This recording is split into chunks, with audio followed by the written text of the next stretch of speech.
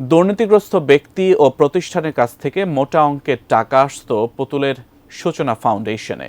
বাংলাদেশের আর্থিক গোয়েন্দা সংস্থার প্রতিবেদন অনুসারে বড় বড় শিল্পগোষ্ঠীও ছিল পুতুলের প্রতিষ্ঠানের অনুদানদাতা। অনিয়মের অভিযোগ পাওয়ায় বন্ধ করা হয়েছে প্রতিষ্ঠানটির সকল লেনদেন। আরও বিস্তারিত জানাচ্ছেন সহকর্মী ইমতিয়াজ আলম। ক্ষমতাচ্যুত সাবেক প্রধানমন্ত্রী শেখ হাসিনার মেয়ে সাইমা ওয়াজেদ পুতুলের প্রতিষ্ঠিত অলাভজনক সংস্থা সূচনা ফাউন্ডেশন দুর্নীতির দায়ে অভিযুক্ত দেশের শীর্ষস্থানীয় শিল্পগোষ্ঠী এস আলম ও বেক্সিমকো সেখানে কোটি কোটি টাকার অনুদান দিয়েছে। দেশের বেশ কয়েকটি আর্থিক প্রতিষ্ঠান থেকে বিশাল অঙ্কের অর্থ আত্মসাতের অভিযোগে অভিযুক্ত প্রশান্ত কুমার হালদার ওরফে পিকে হালদারের কাছ থেকেও মোটা অঙ্কের টাকা অনুদান পেয়েছে পুতুলের সূচনা foundation. Bangladesh financial intelligence unit BFIU এর একটি অভ্যন্তরীণ প্রতিবেদন অনুসারে সূচনা ফাউন্ডেশনের অন্যান্য দাতাদের মধ্যে রয়েছে কনফিডেন্স গ্রুপ, মেঘনা গ্রুপ, সামিট গ্রুপ ও ইউনাইটেড গ্রুপ। প্রতিবেদনটির কপি হাতে পেয়ে এই বিষয়ে প্রতিবেদন প্রকাশ করেছে দেশের শীর্ষস্থানীয় জাতীয় দৈনিক বিজনেস স্ট্যান্ডার্ড। সঠিক প্যাড আর সঠিক তথ্য দিয়ে কেশু সামলে নিব এক হয়ে।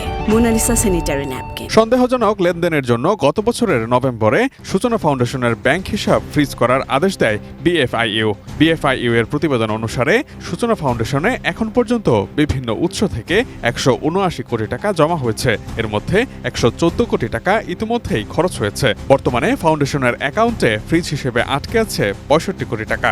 এই ফাউন্ডেশনের টাকা এসেছিল আওয়ামী লীগ ক্ষমতায় থাকাকালীন এস আলমের নিয়ন্ত্রণে থাকা ইসলামী ব্যাংক ও ইউনিয়ন ব্যাংক থেকে। এছাড়াও ক্ষমতাচ্যুত আওয়ামী লীগের সাবেক সদস্য এবং বঙ্গবন্ধু শেখ মুজিব মেডিকেল বিশ্ববিদ্যালয়ের সাবেক ভিসি প্রাণগোপাল দত্তের অ্যাকাউন্ট থেকেও টাকা জমা হয়েছে পুতুলের সূচনা ফাউন্ডেশনে।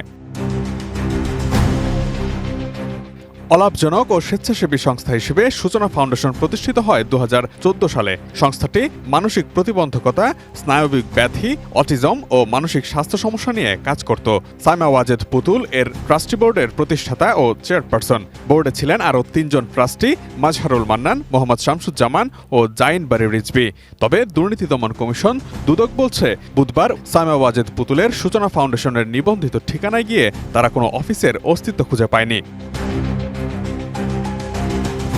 গত 5 আগস্ট আওয়ামী লীগ সরকারের পতনের পর পুতুলের বিরুদ্ধে বেশ কয়েকটি মামলা হয়েছে।